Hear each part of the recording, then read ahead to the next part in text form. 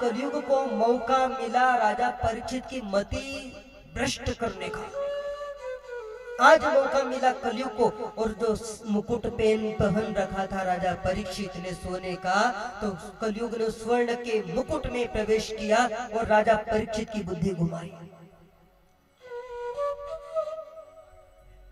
मेरे बंधुओं, अपने आने वाली पीढ़ी के लिए कुछ भी छल कपट करके ऐसा ये मत सोचो कि हम आने वाली पीढ़ी के लिए बहुत माल का खजाना छोड़कर जाए। यदि हमने गलत तरीके से खजाना धन संपत्ति इकट्ठी की है, तो वो धन संपत्ति आने वाली पीढ़ी को सुख नहीं देगी, वो आने वाली पीढ़ी को आफत में डालेगी। यदि हम आने वाली पीढ़ी का कभी भला चाहते हैं, तो हम छल कपट करने के बजाय हम अपनी मेहनत से, ईमानदारी से किया गया जो हमारा कमाया गया जो धन है, वही धन आने वाली पीढ़ी को सुमति शांति देगा। लेकिन गलत कामों से कमाया हुआ धन उसे शांति देने वाला नहीं। आज राजा परीक्षित जरासंध का मुकुट पहनकर आया है और परीक्षित को मौका मिला और परीक्षित ने स्वर्ण में प्रवेश किया, और आज राजा परीक्षित की मति जरा सी गड़बड़ हुई। बड़े धर्मात्मा राजा थे परीक्षित, संतों का सम्मान करते थे परीक्षित, सदाचारी राजा थे परीक्षित। लेकिन आज कलयुग के प्रवेश से आज उनकी मति खराब हुई, और आज परीक्षित को क्रोध आया और कहने लगे मन में अपने कि ये जो ऋषि है जो ध्यान लगा कर बैठा है, कोई ध्यान व्यान नहीं लग रहा, ये ढोंग कर रहा है। और कोई किसी संत के आश्रम में कोई जाए तो वो जाने वाला अतिथि के रूप में होता है, और अतिथि को भोजन पानी का पूछना चाहिए। मैं आया हूँ, मैं तो राजा हूँ इस क्षेत्र का, इस ऋषि को उठकर मेरा सम्मान करना चाहिए। और देखो ये ढोंग लगा रखा है, ध्यान कर रहा है।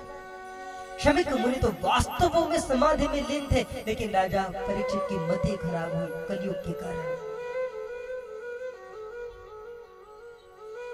राजा परीक्षित को क्रोध आया कि मैं प्यासा हूँ, भूखा हूँ, ये ऋषि मेरा आतिथ्य नहीं कर रहा। राजा परीक्षित को क्रोध आया। वहां पर एक मरा हुआ सांप पड़ा था। राजा परीक्षित अपने बाण से वह सांप उठाया और जो मुनि जो साधना कर रहे थे उनके गले में वह सर्प डाल दिया। ऋषि तो अपने समाधि में मगन है, वो तो अपने ध्यान अवस्था में मग्न है। जो वहां सेवक थे उन्होंने जाकर, जो उनका पुत्र था श्रृंगी, जो उस समय नदी में स्नान कर रहा था, उसने जाकर श्रृंगी को कहा कि अरे श्रृंगी, तुम्हारे पिताजी का किसी ने घोर अपमान किया है, किसी ने तुम्हारे पिताजी के गले में फुलहार की बजाय एक मरे हुए सर्प को डाल दिया। शमीक मुनि के पुत्र ही थे श्रृंगी, तपस्या वाले थे, शक्तिमान थे। वो जिस जल में नहा रहे थे नदी में, उस नदी से जल लिया और श्राप दिया कि जिस किसी व्यक्ति ने मेरे पिता का घोर अपमान किया है, उसने मरा हुआ सर्प डाला मेरे पिता के गले में, मैं उसे श्राप देता हूँ कि आज से 7वें दिन उस व्यक्ति को तक्षक नाग दसेगा। उस सर्प दंश के प्रभाव से 7वें दिन उस व्यक्ति की मृत्यु हो जाएगी। जहां मैं श्राप देता हूं। और श्रृंगी ने यमुना जल लेकर उसके श्राप दे दिया।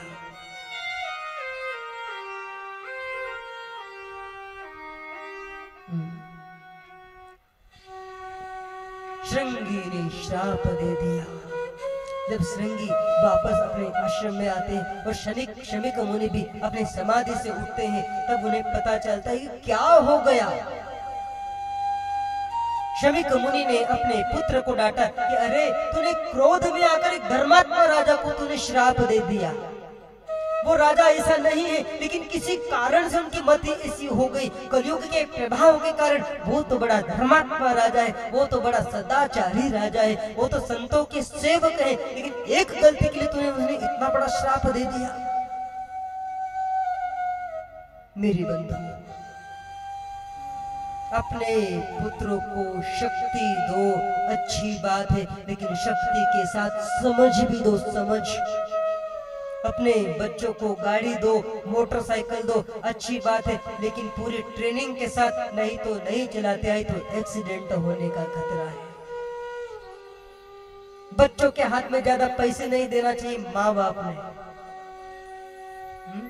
क्योंकि वो छोटा है और कई मित्र मंडली में कई प्रकार के लोग होते हैं, कई प्रकार के वो होते हैं, फिर वो पैसों के कारण उनकी वो गलत आदतें लगती है।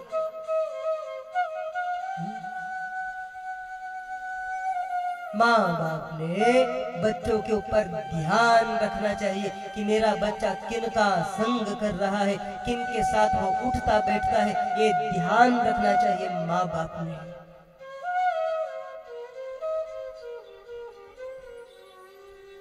अब श्राप लगा है राजा परीक्षित को कि 7वें दिन तक्षक नाग के दंश से 7वें दिन मृत्यु हो जाएगी। मेरे बंधुओं, क्या सिर्फ श्राप सिर्फ परीक्षित को लगा है? हमारे संत जन कहते हैं कि कथा ये कहती कि परीक्षित को तो श्राप लगा ही है, लेकिन हम सब भी आज यहाँ हम कथा पांडाल में बैठे, हम भी परीक्षित हैं। 7 दिन का मतलब है 7 हफ्ते के 7 दिन। इन 7 दिनों में किसी न किसी दिन आपका और हमारा भी नंबर लगता है। परीक्षित सावधान हो गए, हम बैठे हुए लोग हम भी सावधान हो जाए। पता नहीं कब जीवन की मोड़ पर हमारे जीवन के शाम का दीपक बुझ जाए, हम भी सावधान हो जाए। श्राप लगा है परीक्षित को और शमीक मुनि ने अपने एक शिष्य को भेजा कि जाओ, धर्मात्मा राजा है परीक्षित, उसके पास मात्र 7 दिन बचे हैं, ऋषि राजा को सावधान करो कि इन 7 दिनों में राजा परीक्षित अपनी मृत्यु को सुधार ले। शमीक मुनि ने अपने शिष्य को भेजा। शिष्य आते हैं और राजा परीक्षित को सावधान करते हैं कि हे राजा परीक्षित, तुम्हें श्राप लग चुका है कि आज से 7वें दिन तक्षक नाग के दंश के प्रभाव से हे परीक्षित तेरी मृत्यु हो जाएगी। तेरे पास मात्र 7 दिन है, इन 7 दिनों में तू अपनी मृत्यु को सुधार ले।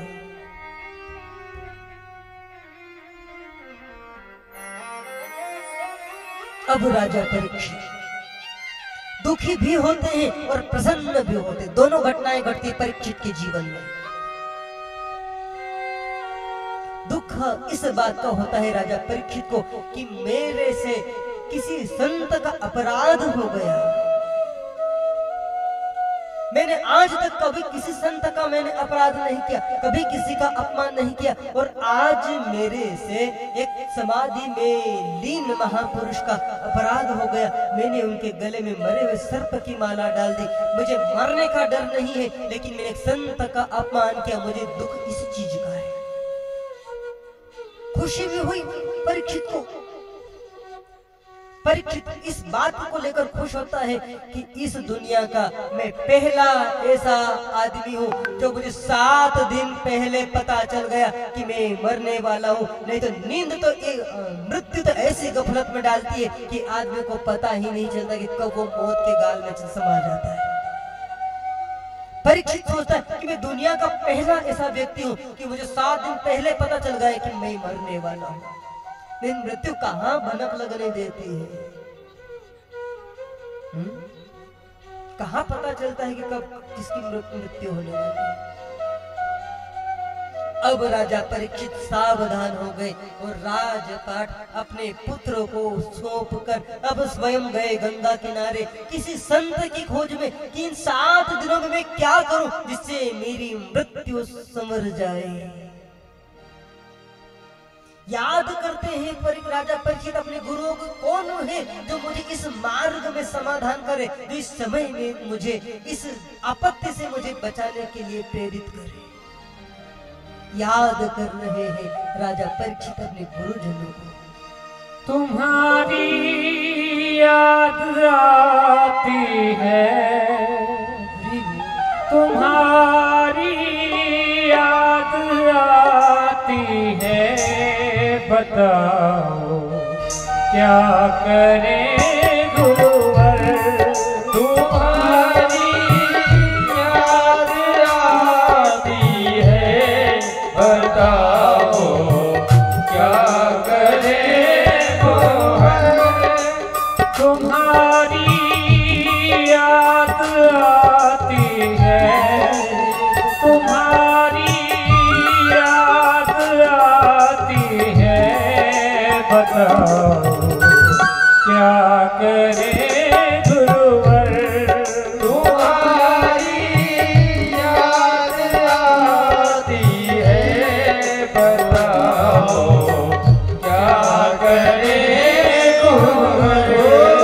तुम्हारी याद आती है बताओ क्या करे गुरुवर।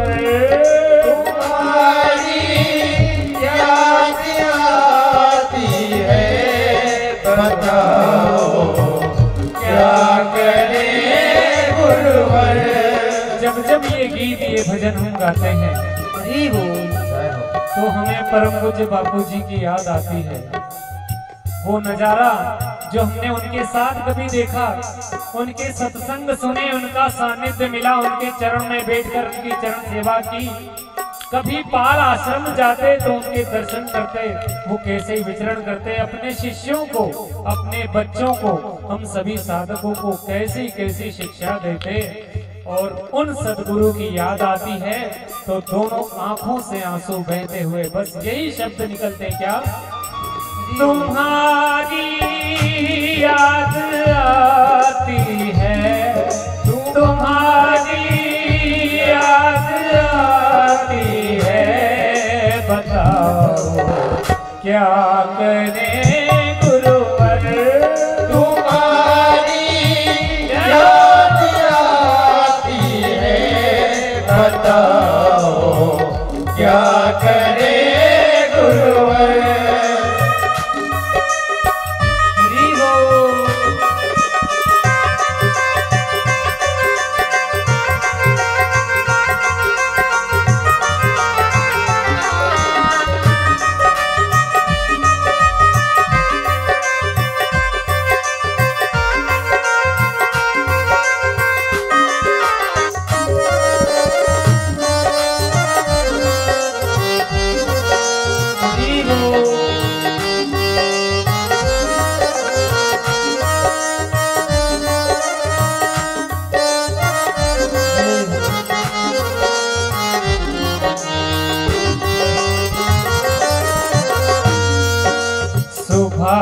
और शाम आती है, रात भर वो रुलाती है, आती है रात भर वो रुलाती है।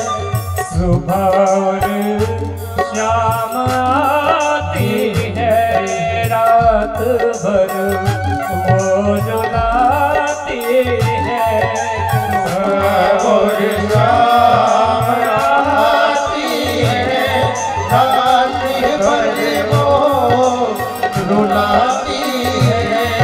चैन हमको नहीं आता, चैन हमको नहीं आता, बताओ क्या करे गुरुवर। तुम्हारी याद आती है बताओ क्या करे गुरुवर। जय हो